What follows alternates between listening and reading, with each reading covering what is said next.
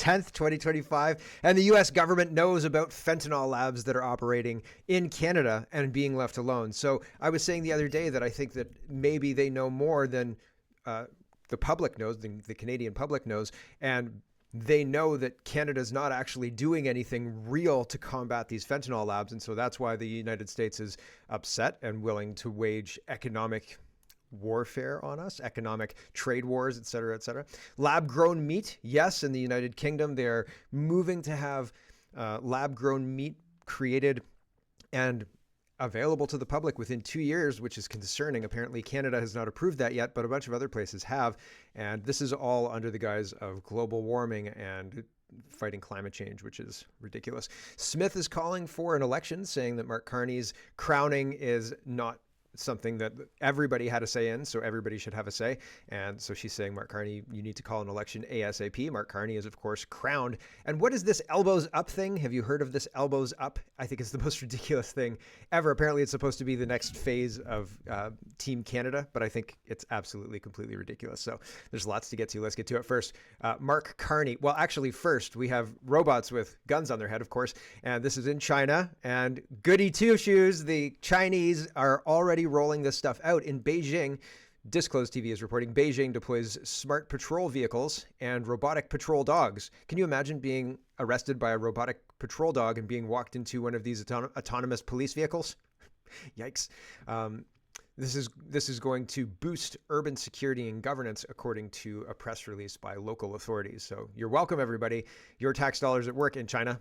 Well, and I'm sure that we've subsidized it somehow. Sure of it.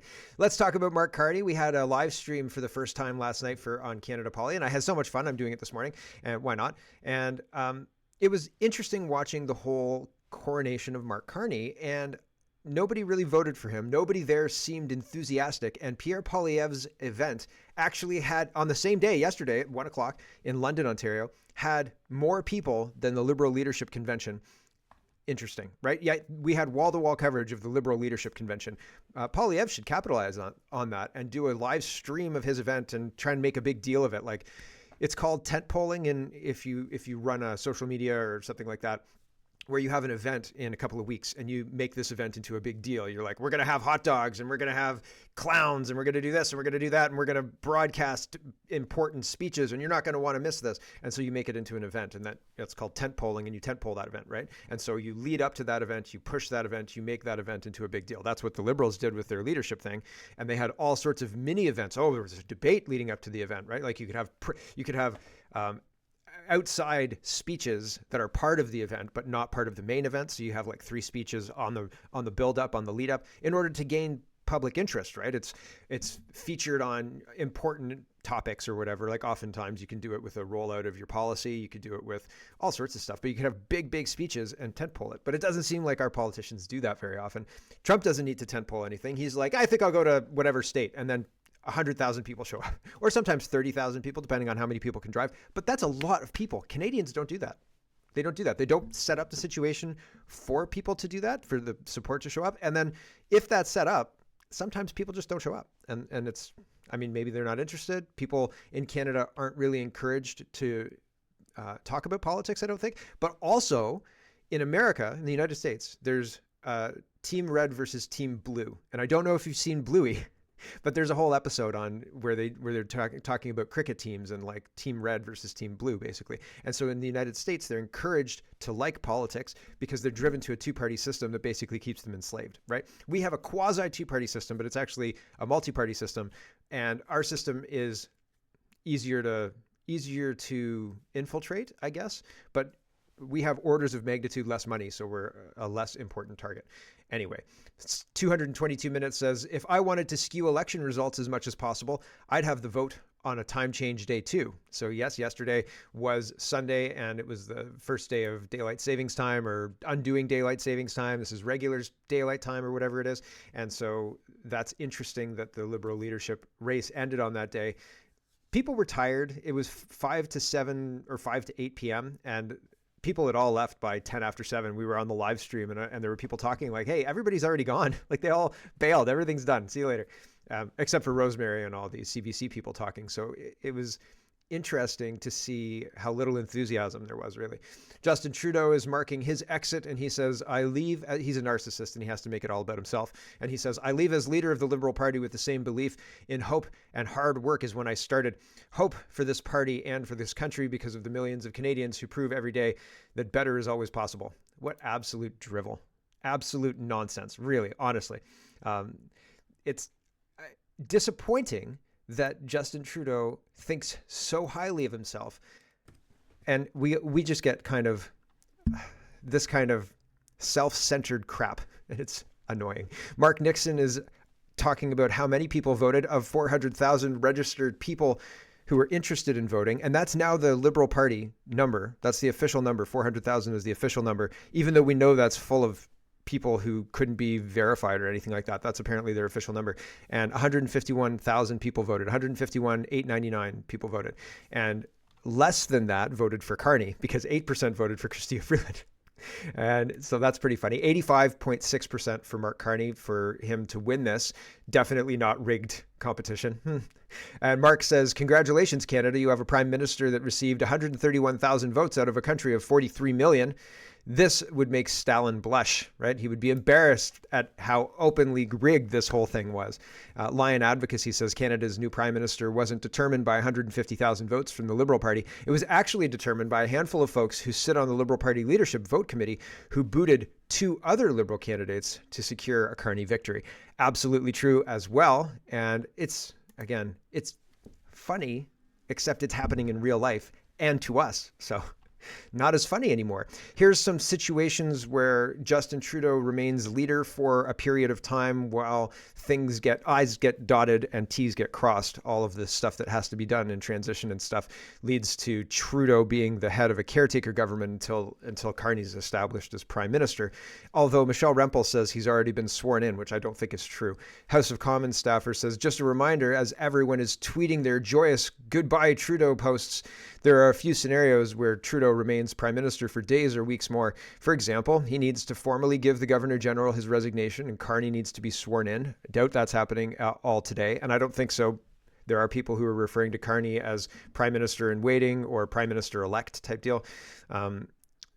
House of Commons staffer continues. He says, there's also a scenario where Trudeau remains on long enough for Carney to pull his transition team together and select a new cabinet. A lot of the cabinet that's in place, I would imagine, is going to stay in place. Maybe Freeland returns as finance minister. I hope not. That would be terrible. That could be a few days. There's also a more wild scenario. I was hoping to see this last night, but we didn't, where Carney could call an election without being sworn in as prime minister. He campaigned as a Liberal leader while Trudeau remained technically in charge. This would avoid us having an unelected prime minister. So they may do this. If they are calling back the House of Commons and they can't pass anything that they want to pass, like Bill C-63, the censorship bill, things like that, then they'll trigger an election. And then the election would keep Trudeau in power as the caretaker government until the new prime minister's sworn in after the election, and that could be until April, right? So Trudeau would continue flying around the world on Canadians' dimes. House of Commons staffer continues. He says, we're in sort of uncharted parliamentary grounds here, so while nothing prevents Canada from having an unelected prime minister, as wild as that sounds, they may not want to set that precedent and give the CPC the talking point. Just imagine you're in an undemocratic or developing country and someone explains to you that Canada has a new prime minister who doesn't hold a seat in parliament and who wasn't elected by anyone beyond 100,000 party members. You'd wonder how Canada has the right to lecture your country about democracy, wouldn't you? Well, realistically, we should not be lecturing anybody on democracy. Look at this mess. Anyway, House of Commons staffer finishes. I understand that the Westminster system Canada has, and this is just a weird quirk, but to outsiders, it looks no different right now from how countries like Cuba or China choose their leaders. Yeah, because it's been usurped and watered down. If our Westminster parliamentary system was functioning properly, the WEF globalists wouldn't have blocked the government falling months ago, and we would have a new government by now. Unfortunately, we've got WEF acolytes who are more loyal to their WEF roots than they are to the Canadian citizens who pay them and who elected them. And that's the sad reality of this. It's not our Westminster system being quirky and functioning as intended. Nope, not even a little bit. It's not. Viva Fry says, Canada is officially under the rule of a 3-passport carrying WEF globalist stooge. Godspeed, because he's in Florida, right? Florida. And how do they put this picture out and nobody says, okay, we got to do something about that. We got to do something about that. You know what I'm talking about. Introducing our new Liberal leader, Mark Carney, says the Liberal Party. And they put out the picture where his teeth are rotting out of his face. It's ridiculous. Cat Turd says, imagine that. Canada's new prime minister is friends with Ghislaine Maxwell. So here he is flashing a smile right beside Ghislaine Maxwell, who looks less impressed, honestly.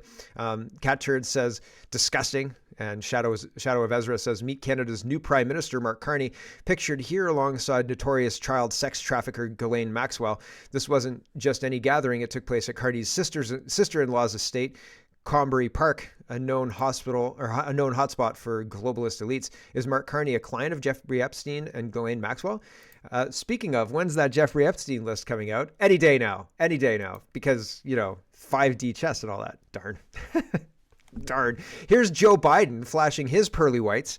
And Vesper's saying, thoughts anyone, or is it just me? Is there a machine out somewhere that fabricates these models? Is this another Wayun, right? Like, my goodness. And Gul Dukat, or no, it wasn't Dukat, it was Gul Damar. Gul Damar hated Wayun, and he killed one of them because they could just grow another one. And, the Dominion cloned all of their diplomatic people. Right. So the Dominion, which is interesting, the Star Trek universe offers an inside window into what's going on. The Dominion were the bad guys who Deep Space Nine found through the wormhole.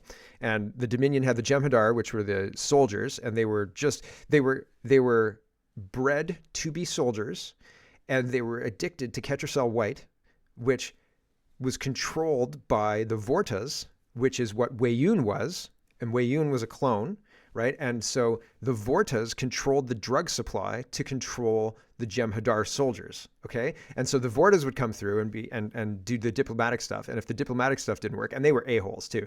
If the diplomatics, think Joe Biden and Burisma, a-holes, then you're not getting the money. I'll call my Jem'Hadar soldiers. But the Federation didn't know what the Jem'Hadar soldiers were. So they were like, screw off. We've got starships. You don't understand. We're really, really good at war, right? Says the Federation. And then the Jem'Hadar soldiers come through and start kicking ass, taking names. But it's interesting because of the Dominion connection, the cloning of their emissaries, the cloning of their political class of people, the fact that they are clones and they just do what they're told from the founders, and they view the founders as gods. Anyway, I digress. I just see a lot of similarities here, and the fact that the bad guys were called Dominion during that period of time. I'm sure it's a coincidence, but do you still believe in those? Because I don't know if I do. Vesper says, thoughts anyone, or is it just me? I would believe that they maybe have a machine out there, and they're tweaking a couple of things. We can't make them exactly the same, but how about the same squinty eye and the same big smile, but give one of them nice teeth and not the other one? Oh my gosh. Is it it looks like Superman and Bizarro Superman, right? No? A little bit. The Star Trek reference is too much. Okay, I get it. No, it's okay. David says, Mark Carney won't be much different. Carney has previously supported net zero climate solutions and also claimed the radical Occupy Wall Street protest was entirely constructive in spite of the fact that he was part of the wealthy 1%. Oh, yes. No, it's constructive to hear the poors talk out. Thanks. House of Commons staffer again says, did Chrétien just go off speech and endorse a natural gas pipeline from Alberta to Quebec? How old is Chrétien? And does this pipeline end at Quebec, or can it go into Quebec? What's your plan here, Jean? Are you running for something? To build a pipeline for natural gas from Alberta to Quebec. Alberta, the family of my mother, and Quebec of my father. So, I think that if we do that, that will keep the steel workers working in Canada for a long time. To build the pipeline. Interesting, right? He thinks that it will keep the steel workers working in Canada a long time, even though they're setting up a huge trade war against the United States and looking at some very serious negative things with regards to trade and having our steel, because there's a whole bunch of new standards that Trump has put on the steel, et cetera, that is throwing that into disarray. Here's Mark Carney. I don't believe that Mark Carney, as the leader of the Liberal Party, is going to be any different than Justin Trudeau on pipelines. I don't think that he's going to build a pipeline from Alberta to Quebec. And here is just Ed Wokeness reminding us of Mark Carney's position on net zero, right? He says we can't stabilize the climate until we get to net zero emissions. Does a pipeline do that? Because if it doesn't, he's not going to support it. Skepticism about ESG labels or sustainable labels, and that again is one of the reasons we're having this ruthless, relentless focus on net zero, because in the end, look, we can't stabilize the climate unless we get to net zero, and it's as simple. These are hard numbers. Your emissions are either A or B, they're going up or down, and if they're going down, are they going down consistent with the science? We anchor it in the science, the same science the UN and others use for the 1.5 degree objectives. Skepticism about yes, the science. Don't you dare question the science, or else. Here's Roman Baber. He says over a third of Canadians are broke, half can't make ends meet, 2 million are using food banks, record crime, homelessness, mental health, pandemic, and overdose crisis. Justin Trudeau was the worst prime minister in Canadian history. You may be worse, Mark Carney. And he's responding to Mark Carney, who says, thank you, Prime Minister Trudeau, for your hard work, your leadership, and your great service to our country. So the leader coming in says to the outgoing leader who's destroyed the place, great work. Can't wait to continue what you've done. And Roman Baber highlights some of the successes, some of the things that Trudeau has accomplished over his term. It's certainly not successes, although maybe his globalist masters view it that way. Andrew says, slightly baffled by the outpouring of love for Mark Carney on UK Twitter, he did virtually nothing of any positive consequence while governor of the Bank of England, but indulged in unnecessary rounds of quantitative easing, failed to normalize interest rates in the 2010s, was poor at communicating intentions to the markets, forward guidance, I don't know what that is, but I'm sure that people in the United Kingdom might know, and politicized his supposedly independent office. Yeah, well, I'm not surprised. He's a WEF acolyte, and he's a piece on the chessboard, and he is doing exactly what he's told, right the way up to taking over Canada for some reason. Roman Baber again is highlighting this.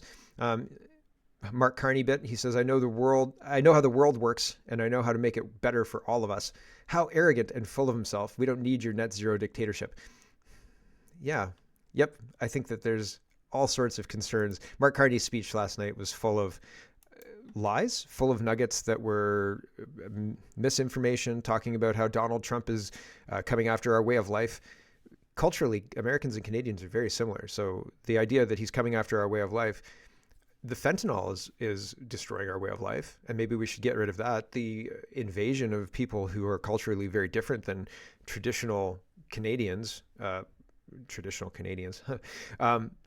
is changing things at an alarming pace. Look at Toronto, look at GTA, look at Brampton.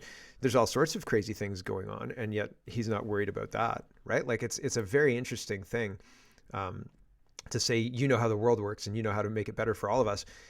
And in reality, he's congratulating Trudeau for a disaster. Here's just 10 seconds of this Mark Carney nonsense. I know how the world works, and I know how it can be made to work better for all of us. He's still working on personal care, though. Edgar says, looks like we found another one. Coffee Time News says, in America, healthcare is a business. In Canada, it's a right. This is elbows up. And elbows up is like a rallying cry for the Team Canada stuff. They were realizing Team Canada was not hitting because Team Canada locked down the economy and screwed everybody over. And they're kind of generally a-holes, right? Like nobody likes Team Canada as far as I can understand, except their own echo chamber. And so they've come up with this one to say, you know, we're going to be fighting. And I said, where does it, like, what is this elbows up thing? And apparently it's a hockey term, but like elbowing somebody in hockey is not nice. Like you shouldn't be doing that. That's not it's not a good idea. Anyway, they're doing this elbows up thing to support Mark Carney, because that's one of his quotes from his speech last night. Here is gov.exe says, Mark Carney says our charter and healthcare system has helped make Canada the best country in the world. And now Trump wants to take it. Who believes this horseshit? Liberals trampled on the charter during COVID, and our healthcare system kills over 50,000 Canadians a year. Yeah, medical accidents, like doctors making mistakes in hospitals, I think is the second biggest cause of death in Canada. And then further, there is hallway healthcare and wait lists. And like there was a time when we had pretty good healthcare in Canada, and I think I remember that time, although I was very healthy during that time, and I have no idea if it was actually good or if just what I needed to get done was done in a reasonable amount of time. But even then, like sometimes I had TB testing because I had to do, I worked on mental health facilities and things like that. So if you work on a mental health facility, you have to get tested for communicable diseases. And so I've had TB tests and things like that. And the time to get those things, like I had to get a doctor's appointment to do it, to get the TB test. And then I had to come back a second time because I think it's a 2-stage test, or I had to come back to get the results because they don't get paid if you don't come out into the office, right? So they want you to come back for it. But it took time. I was like, oh, I can come this day. And they're like, no, we don't have time for that. And so like it took weeks and weeks. So even then, there were some cracks, but now you go to a hospital and you spend time out in a hallway on a gurney. That's not acceptable. We're paying a lot of money for this. And it seems like we don't have any money to go around for the actual healthcare part, but bureaucrats, sure. And Mark Carney's championing this, saying, oh man, Donald Trump wants to take it from us. It has already been taken. Thank you, sir. It's already gone. It hasn't existed for a while now. Right? I know people who have gone into the hospital and were shocked and left. I know other people who refused to take an experimental jab, and then the hospitals and the our socialized medical apparatus refused to do an organ transplant, and they died a survivable thing. If our healthcare system allowed them to get an organ transplant, they would have lived and be alive today, but they're not because they didn't. And so like Donald Trump took that from us. I don't think that's true. What happened is the Liberal government created a situation where the healthcare delivery was along ideological grounds. And if you didn't have a specific product injected into you, then you weren't allowed to get healthcare.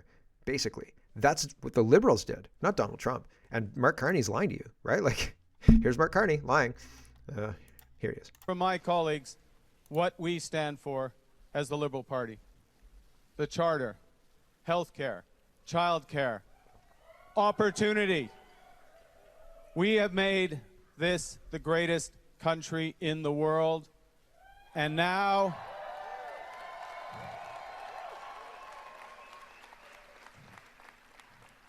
our neighbors want to take us. No way. No way. Our neighbors have been subsidizing party, us, and they defend us, and they currently defend our Arctic, and they want to take us. They want to I think they want to normalize, have the paperwork done, so what's actually happening is reflected in the paperwork, rather than have it look like we are a different country when we rely completely, like when we're in a configuration of the 51st state already. The United States protects us. We don't pay enough for defense. Like, I don't know what we pay for defense compared to some of the states. I don't know if states have to pay for defense as such. But maybe our NATO contribution is similar to what a state would contribute. And I don't know how they contribute specifically, but I think that's probably analogous, right? And so if our army isn't protecting ourselves, we're not paying what other countries pay for defense, certainly. We're not paying the NATO minimum, and we're not paying 5%. In what way did we build a great country? Like, we built it on the back of U.S. taxpayer dollars, subsidizing our free healthcare, free dental. And instead of shoring up the spending for NATO that Donald Trump has asked for since 2017, we said, the most important thing is free dental for seniors. Thank you, Jagmeet Singh.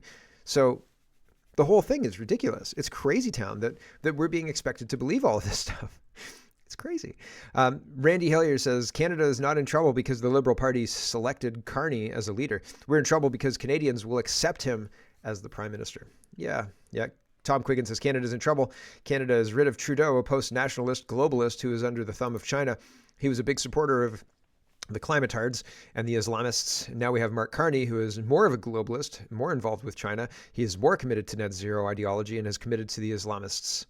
We are in moderate to severe trouble already, and it will now get worse. So yeah, and I think that the tariffs are going to be a part of that getting worse cycle. Unfortunately, I hope I'm wrong about that. Josh says Prime Minister designate Carney just said that while healthcare in the United States is a business, in Canada it's a right. Is that why 20% of us don't have a family doctor? Is that why people here die on waiting lists? Is that why people raise money on GoFundMe to get surgeries in the United States? These are all great points that should have been a couple of tabs earlier. Darn. Missed opportunities. Brian Lilly says, interesting choice. Mark Carney, who has gone through the entire race and will be sworn in as Prime Minister without disclosing his assets and potential conflicts of interest, mocks flaunting ethics rules in his acceptance speech. Brutal. So yeah, we don't need to watch much more Carney, so we'll just carry on. But it's all of the things that these liberals mock, they do worse themselves. David Jacobs says, Mark Carney is at it again. He tells you what you want to hear, but leaves out the part that he doesn't want you to know. Here are two clips. One is from tonight. The other is from a disastrous interview in January. He says that he is going to eliminate the consumer carbon tax. What he left out in tonight's speech was that he is imposing an even bigger carbon tax on heavy industry. There are no taxes on businesses that do not get passed on to consumers. That's simply not how capitalist economy works. Ultimately, the consumer pays. What Carney is proposing, in his own words, is a shadow carbon tax. Again, it has the same impact on consumers and our weakened economy in order to satisfy his net zero ideology. It's opaque. It's deceitful, and most importantly, it's harmful to Canada at a time when strong headwinds are blowing against us. Yeah, and it's dishonest as well. People think they're voting for one thing. He's saying, I promise change to get rid of the carbon tax. And it's not really. It's just moving the carbon tax further up the supply chain line, right? And you're still going to pay for it. It's still going to be a part of the calculation needing to be done with regards to price. And that's not what people want. And further, I don't think that's what Pierre was promising, but yeah, he's a globalist too, right? So Right Blend said Mark Carney is crazy. He said Polyev would let the world burn. This is emotional manipulation on a level that should be illegal. Since when did everybody in Canada turn into like very, very green leaning people, right? Like talk about super far left. It's very specific green ideology. It's not even just liberal ideology or communist ideology. It's green communist ideology. Unbelievable. Yesterday, we were doing the live stream and Ron said that Ella Grace, which is Justin Trudeau's daughter, spoke during the whole thing. And he said he couldn't find it, though. He scrubbed back and he couldn't find it in the clip. And so he was right. Ella Grace did speak. And I guess she spoke about her dad in the last few years, blah, blah, blah. This person is angry at the truckers because reasons. I don't know. I just thought it was interesting. And I wanted to tell Ron that Ella Grace did indeed speak. There she is. I think it's poor to bring your kids into politics. To me, it's a shield. And like, I don't want to, she's her own person in her own right, and she's going to do the things that she's going to do. And I don't want to, she shouldn't be in the political spotlight. Same with Hadrian. And the whole idea that he released a pop album or something like that, and then like got his dad to put it on the news, cringe. Like, that's not how you do it, man. Justin Bieber. Well, I don't wish what happened to Justin Bieber on anybody else, but that seems to be how you get into pop music. And yowza, right? Like, not worth the cost. Thank you very much. So it's weird. And I think kids should not be in politics. And, Ella Grace doing a speech at the Liberal Leadership Convention. It's a little weird, right? Like, what does she have to say? I have expertise in being the child of a politician. No thanks. We have like Hunter Biden, and like, we don't need any more than that. Alexander Lavoie was asking the current finance minister why Mark Carney will not disclose his financials, and the finance minister runs away, which is not surprising. Mr. LeBlanc. Hi. Hi, how are you? I'm well, thank you. Can I ask you a quick question about Mark? I just want to know why Mark Carney is refusing to release his asset. He wants to be prime minister. Do you think like he should be more transparent about it? Ma'am, how are you? Good. How are you? Nice to see you. I'm well. How are you? This is how the Liberals treat anybody that they are not interested in interacting with, or people who they think are going to ask them questions that might damage their narrative. Here is Canada Proud, and it says Pierre's holding a rally in London on a random Sunday had more people than the entire Liberal Party leadership convention. That's interesting. Here's CBC talking about that yesterday. Good at campaigning, and they're good at getting elected, and that is something Pierre Poilievre knows how to do. Yeah, and adapting to different opponents. Absolutely. And Pierre Poilievre did hold a rally today that was bigger than what we had here. It was more than 2,000 people, and it was his regular Canada First rally that he's holding now. But they're good at campaigning. His regular rally beat out the Liberal leadership convention that they'd been tent polling. Wild. Here is one more interesting thing that's going on with Mark Carney.